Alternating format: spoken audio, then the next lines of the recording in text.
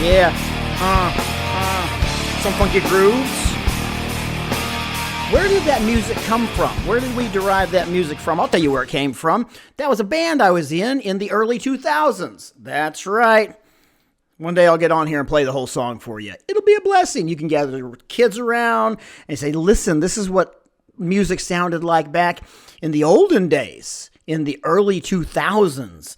And they'll be like, tell us more about the early 2000s, Mama. And you'll be like, well, you would not believe it, but there was a band named Limp Bizkit, and they were all the rage. Limp Bizkit? Tell us more. And so I just bring families together by letting you talk about old things. I'm going to take a little coffee break here. Everyone get your coffee and take a sip at the same time so I don't have to edit this. Ready? 1, 2, 3. Ah, fresh. Welcome to Laugh Anyway Podcast. I'm Elijah Tyndall.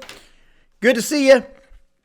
Good to see you online here. Good to see you on YouTube. Good to see you here on Spotify. If you listen on Spotify, if you listen on Apple Music, wherever you listen, thank you for listening. I'm going to ask you this week, I'm going to ask you something to go above and beyond, and go ahead and leave me a comment. Leave a like. Leave something on one of those things. Why? Because it helps me in the algorithms. Why do I want to go up in the algorithms? Because I'm not doing this to hear myself talk. I'm doing this so that way we can get more influence and coverage, and I can get this message out about laughing anyway in hard situations. This week, I want to thank the sponsors. 2 sponsors specifically that helped me make this happen. They're individual donors, and I don't know if they'd be comfortable with me sharing this, who they are. I'll ask them, and then I'll share it on the next podcast if they are. But their contributions help make this happen. You listen for free because of what they contribute, and we need more contributors. So if you want to do that, please contact me. This week we have a special treat. It is a question from a guest, a question from a listener, JP from Wichita Falls, Texas, and he asks, and I'm holding this up as if I have a phone in this case, but I don't. The phone's actually recording this right now, but this triggers my memory into what he asks. Is a very simple question. How do you find balance in ministry, family, work, etc.? I think we all understand the heart of that question. How do we find the balance in all that we do? Because we all know how it can get pressured sometimes, how it can just like, oh man, I feel like I'm ignoring this part of my life because I've got to get this part of my life done. I get it. Let me just say, he included ministry in there because a lot of you don't know here that I was in pastoral ministry for 15 years, and then since that 15 years, after that, it has been another 15 years that I still work with ministries and organizations, faith-based organizations on a regular basis. So it's not just comedy or podcasting or YouTubing that I do. It's also I have a strong base. I went to Bible college, so there's a good question about how do you do this with ministry, with family, with work, with all these dynamics. And this is a great question. JP, I'm glad you asked this question. It's a great question that we all need the answers to and to help us with, because we've all felt overwhelmed. So this makes me think deep, and let's go on this journey together. When I'm answering how do you find the balance, I have to ask myself a couple of questions. One, am I looking within myself? And that sounds like a negative thing, but don't look within yourself because you don't have the power. But the truth is, within myself, there is the power. But the power comes from outside of myself, into myself, and out of myself. What do I mean by that?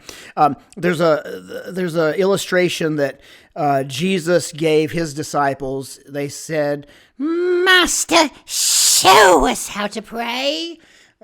Listen, it wasn't written in Old English like we presume, although it was my ancestry, William Tyndale, who translated it into King James English, so that way more people would have access to reading God's Word, but it wasn't originally spoken like that, so I can make the disciples talk however I want. I'm going to make them talk like this. Master, much like the child coming to you, asking about the 2000s music. Master, tell us how to pray. And Jesus says this. This all has a reason. Listen to me. He says, okay, when you pray like this: Our Father who's in heaven, holy is your name, hallowed is thy name. So recognize God first, acknowledge God first, acknowledge his greatness over everything. Hallowed is thy name. Thy kingdom come, thy will be done on earth as it is in heaven. Okay, so this is what Jesus told them to pray. Why is that important concerning balance in our lives, with the different factors of our lives? Because we can recognize that he prayed that God's will be done on earth as it is in heaven. So he prayed for heaven to come down to earth and express like that's his will, that the same way it is in heaven, that's how it is here on earth. And how he does that is the infilling of the Holy Spirit, and how he manifests that is through the people filled with the Holy Spirit. So in me is already heaven. So everything I need to happen in my life already resides in me. Heaven is manifesting here on earth through God's people, through us all. And so when I start thinking about, I don't have enough within me, I can't do this anymore, which we've all been there, right? I've been there for sure. I just can't cope with this. I can't handle another thing. Then I have to ask myself, okay, do I really not have it in me? Or am I not tapping into the part of me that would release heaven, this part of heaven, the answers of heaven in this part of earth? Because as soon as I conclude and wave the white flag and saying I can't do this anymore, I don't have it within me, as soon as I do that and express that notion, I will start following that direction. Okay? And so I have to first look within me and ask myself, wait a minute, am I tapping into the right part of me? Am I tapping into this old version of me? You know, I talk about the new you versus the screw you. Am I tapping into the screw you part of me to try to get this new part done and this healthy thing? Am I tapping into an unhealthy mindset? Am I fishing in a dead fish stocked pond to get live, fresh fish for us to eat? And if I am, then it's not going to be productive, and I'm going to be frustrated because everything I produce, everything I pull out of that is going to be stinky. It's not going to be good. Then I'm going to get so I have to ask myself, am I tapping into the right part of me? Because heaven is already here on earth in me and wants to be released through me. So that's we start there, okay? That doesn't complete the thing. We start there, but then we identify too. The next question is this thing that I'm doing it makes me, are there too many things going on at one time? Because see, God will give us the power. He'll empower us to do everything it is He's created and designed us to be and to accomplish here on this earth. But what we like to do sometimes is add extra things. And so it could be that this frustration is just an indicator that there's too much stuff on our plate, and we need to look at our plate and say, well, I don't need all this. This right here, I've added this thing, and it's causing a frustration. And so let's start with that. Am I tapping into the right part of me?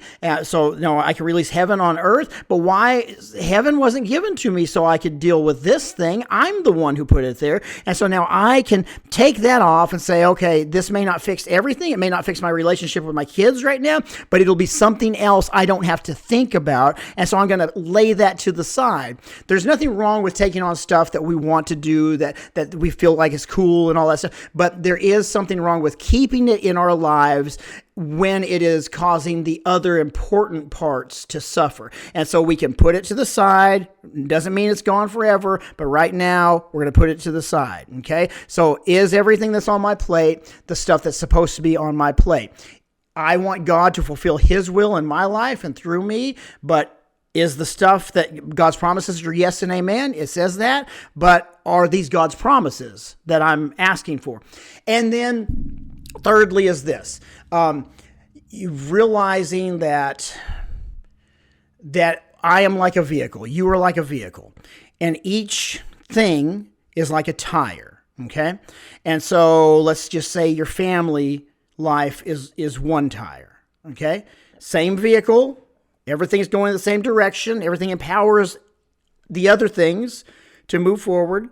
But you got your family life is one part. Well, let's just break it down even more than that. Inside your family life is a whole nother thing. You got the bearings. And so inside the bearings, the little ball things that cause it to spin, inside that, you've got I am a husband, or I am a father, I am a brother, I am a sister, all these things. And then you can look inside there. Okay, so there's that structure right there. And if we're feeling a strain on the family thing, we can start identifying right there. Then the other thing is we've got this other will, and this other will to our life that moves us forward is our work. This is my job. This is my livelihood. It's part of my identity. This is kind of where I get my cloak, where I walk through life. This is, these are important things. And so there's that. And then there over here, let's just say there's ministry. Okay. And then there's back here, let's just say there's your dreams, your desires, your goals over here. And so you have to do the work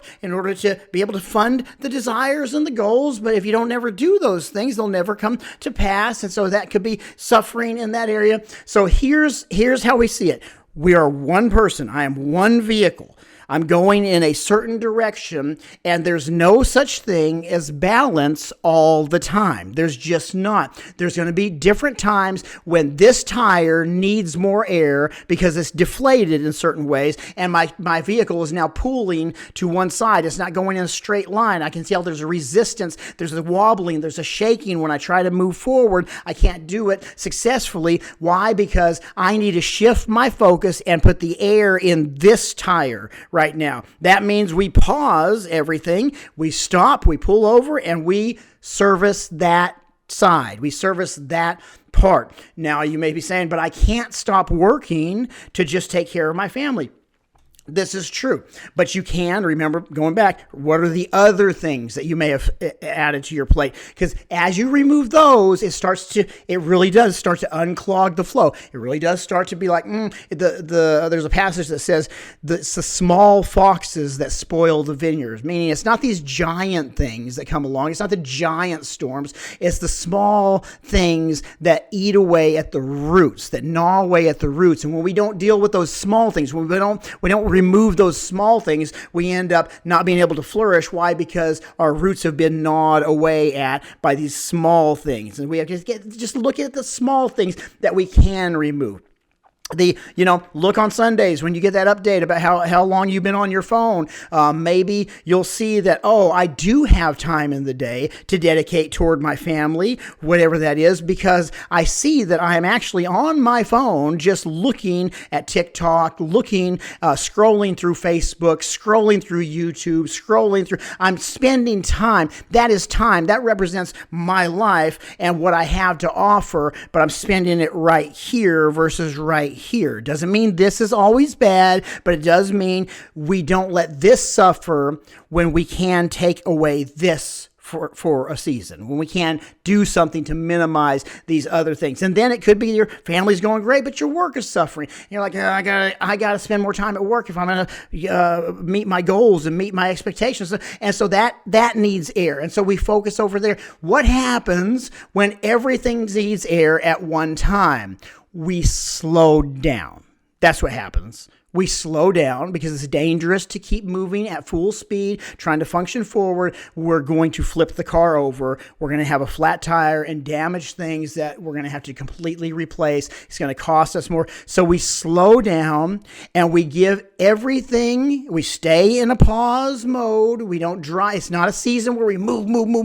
It's a season where we just give a little bit here, a little bit there, a little bit there, and a little bit there. It's also a season where we reach out to other people and we say, can you help me in this? That's a humbling thing to do. A lot of people hate to do it, but we slow down and we ask somebody else, can you help me with this? I had a great deal of responsibility in raising my kids, and there were certain things that I just didn't know how to do. My teenage daughter, Layla, there would be issues that she was having, and I didn't know. As a dad, I just didn't know. And so what I would have to do is I would have to reach out to the network of moms that all her friends have and stuff, and we would discuss things, and I would say, hey, how do you deal with this? So and so saying this or doing this, expressing this. What are your thoughts on there? Because we don't know what we don't know, and the assumption is that we know everything and we have to come up with the answers for everything, but we don't have to do that. Other people know things that we have not yet been exposed to. Vision comes through exposure. We will expose ourselves to something different, and it makes us visionaries in that. Why? Because vision for something comes through the exposure of that thing. We need other people to help expose us to new thoughts that are going to further us along in our journey. So we slow down. We don't press so hard. It could be a season of pressing in your life, and you have no choice, because sometimes we're just thrown into those things. Sometimes a new thing is going to cause us to be able to move forward in a greater capacity, and we're focused on that, and it's exerting more than we've ever given. And a lot of times that's not us not being able to handle it. It is also us growing in our capacity. That it's always been in there. The heaven's always been in there waiting to release, but it's a new part that we're tapping into, and we have to develop that part. Not any one of us knew how to walk when we were plopped out here on this earth. None of us did. But the capacity was on the inside of us. A lot of times we think that we are overwhelmed with things, but it's not that we're really overwhelmed. It's that we have not yet learned and grown in that area that we have a capacity to operate in. Adam and Eve had 100% of their ability and their capability. They had 100%, and then when the fall of man came, we lost a lot. And I believe in that. That's why you see people. This is just my theory. Why we see people who operating at genius level is what, 11-13% of our capacity, our mind capacity, our brain capacity, and that's at genius level. Imagine if you had 100% capacity. Well, that's already in us. It already resides on the inside of us. But we have not yet learned how to unlock that thing. And I believe a lot of that is spiritual revelation, spiritual knowledge that allows us to tap into those things. I believe that the reason we resonate with heroes on TV and on movies so much is because we were literally designed to operate in those functions. We were literally designed to be. Why would we have dominion over the creatures in the sea if we never interact with the creatures in the sea? I believe things that I really truly believe the same way animals communicate with each other, we're supposed to be able to communicate with them in that same way, not have to train them in our way. Now, I know this sounds kooky, but it's no more kooky than some of the stuff you believe anyway. Can we line it up factually, scientifically, and biblically? Probably so, but maybe not. I don't know. I'm just saying that most of us are not operating at full capacity, and myself being the leader of that crew of not operating in the fullness of our capacity. So how do you balance? Long answer, but worth it. How do you balance? There's no such thing as balance. You focus on what needs to be focused on at that time. You slow everything down. If everything seems to be a flat tire, you realize that we are all one thing, and there's going to be some things that are like extra tires, or like extra training wheels for a season in our life. And we realize, okay, we're going to use this tire for a while, but it's not going to stay there. Over time, that tire is going away, and we won't need that anymore. And we'll grow to the capacity where we can balance ourselves with just these tires, these 4 tires. And we realize that I am one with heaven. Heaven is one with me. Heaven is manifesting through me as I grow and tap into my ability to realize I hold the answers.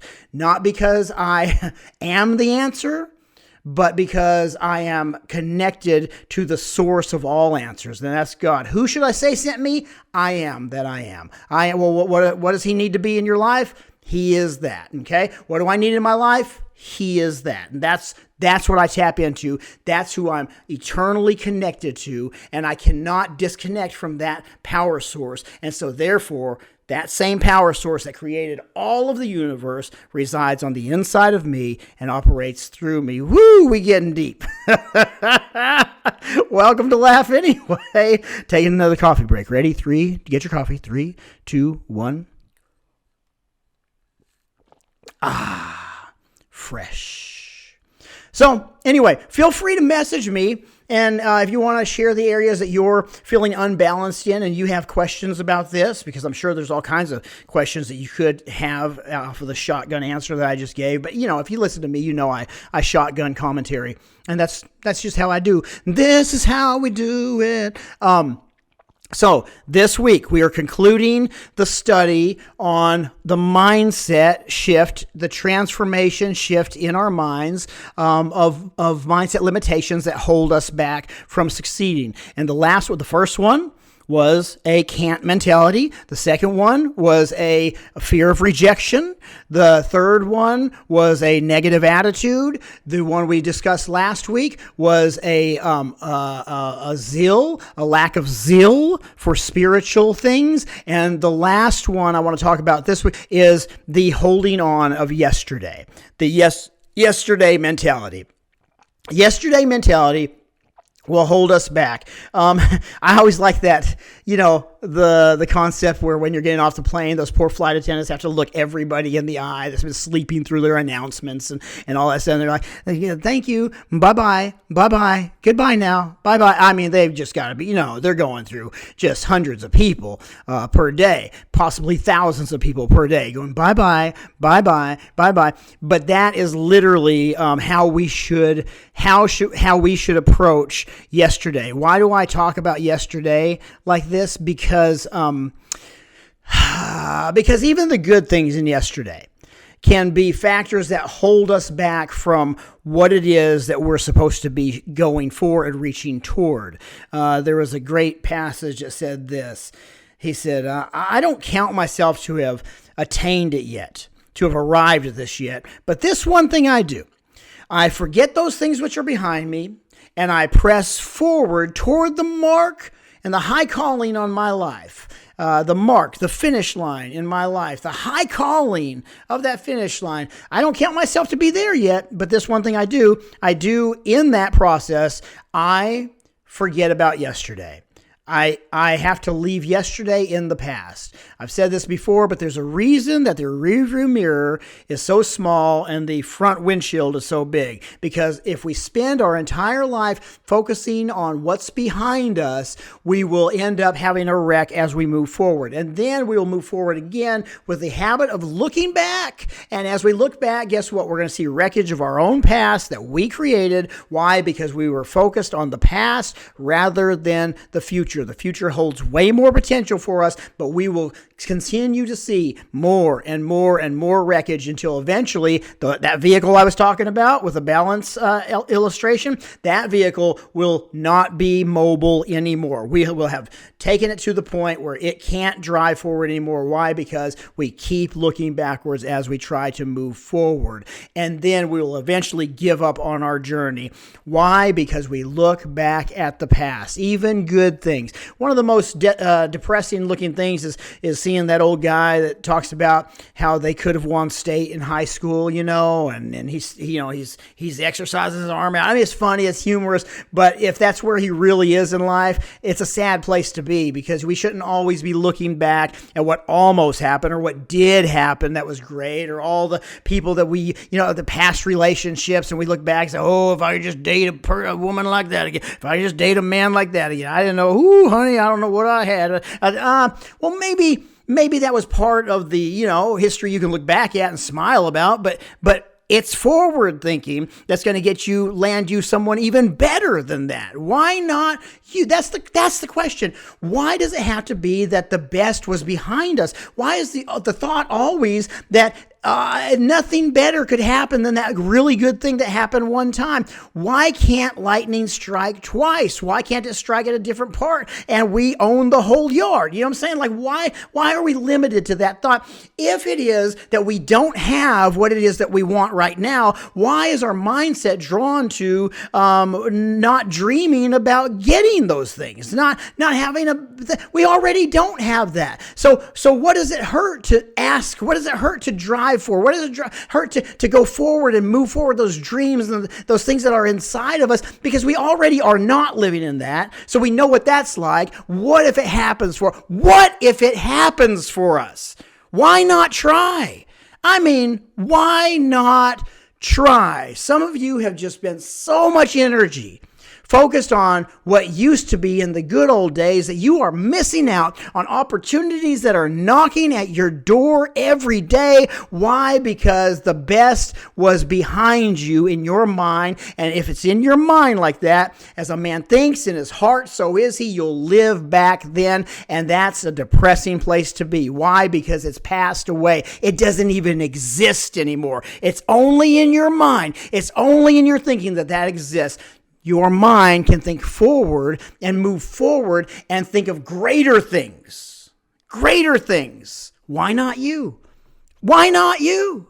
I mean, other people are succeeding in areas that you want to. Why can't it be you? Why shouldn't it be? Well, because of this and because of that. If you'll shut those things down, remember, all of those things are on the list that I've already went over in the last episodes. It's a can't mentality. It's a fear of rejection mentality. It's a negative attitude mentality. It's a lack of a zeal for a spiritual life and quality and reaching for something beyond yourself mentality. And it is a yesterday mentality. Yesterday. There's a great song from Boys to Men back in my day, and it was talking about yesterday. And it's so hard to say goodbye to yesterday. Oh man, I wish I could sing. If I could sing, I'd be singing that all over the place. And it's so hard to, maybe I'll get a voice modulator or something. I won't. It'll say to say goodbye to yesterday. That's what they say.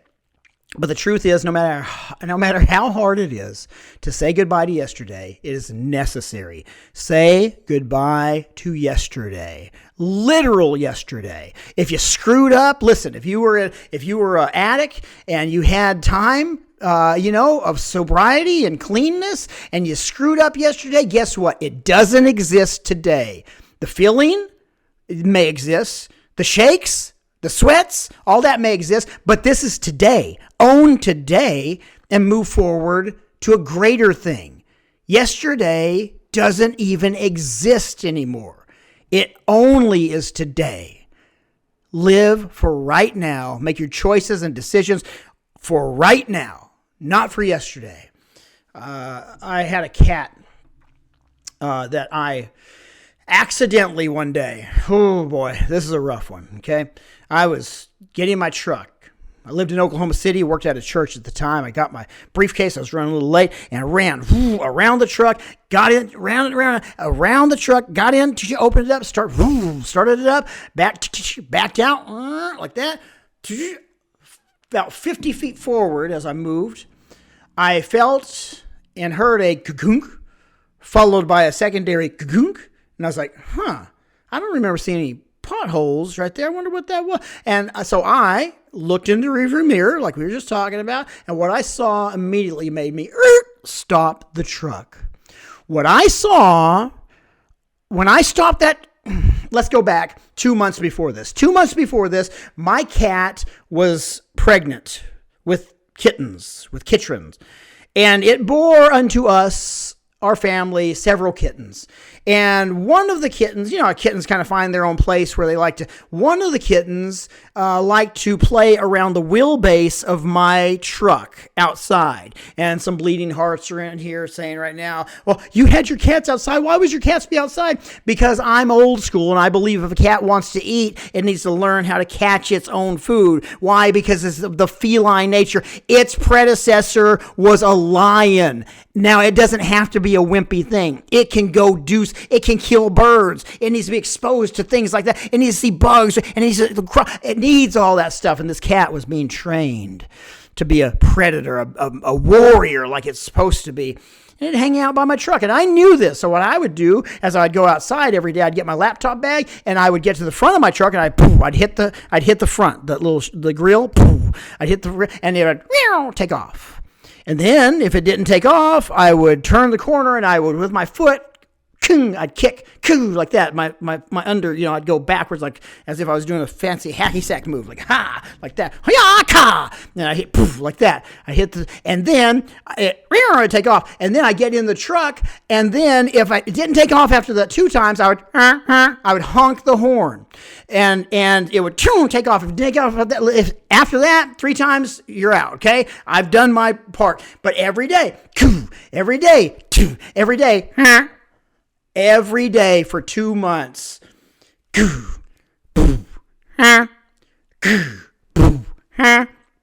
2 months, every day. Why? Because I loved this kitten. I was in charge of this kitten. This kitten was kind of my kitten. I was the one who would syringe feed it. I was the one who would do things with it. This was my responsibility. I really liked this kitten. And this morning, that morning I got my laptop bag because I was running late, and I ran like that, and I turned the corner, and I opened my truck door, and I got in, and I put it in reverse, backed out, put it in drive, drove forward about 30 to 50 yards, and I immediately heard a boom and felt a boom, a secondary one, and I thought, I don't remember seeing any potholes. I wonder what that cocoon was about. And so I decided, here's what I'm going to do. I'm going to look in the rearview mirror. And what I saw immediately made me stop the vehicle. What I saw was the flattest version of that little kitten that I'd ever seen. That cat was gone. It was, I prayed over it. I was like, God, if it be thine will, please let this cat come to life. And I remember thinking, or at least inflate it again, God. Like, don't make it come back to life all flat. Like, here, right? It didn't come back to life. And I sat there for about 3 minutes, and I had to make a hard decision. My decision was this. Some of you are going to hate me for this. My decision was to start the vehicle back up, put it in drive, and I drove on to work. That's right. I left the dead cat. It was there on the road. How could you? You were the one. I know. I get it. I know what you're saying. How dare you were responsible for this? I understand. But at some point, I have to make a choice to move forward. Yes, I did wrong. Yes, it was my fault. But let me just ask you this. If today, as you were watching this on YouTube, you see, back here in my background, I have a placeholder in a book or maybe a Bible. Let's make it holy. And it's a cat tail. And then you look out and then there's a cat head on the other side. You're like, oh my gosh. That dude's got that dead cat right there. That would be a little weird, right? Well, what you're asking me to do is to go back and never leave that dead cat because it was my fault. But if I go back and get that dead cat and try to move forward with the dead cat because it was my fault, it would be a weird thing to do. It's just normal. At some point, no matter whose fault it was, you have to move forward and let go of the dead cat. Now, that makes obvious sense.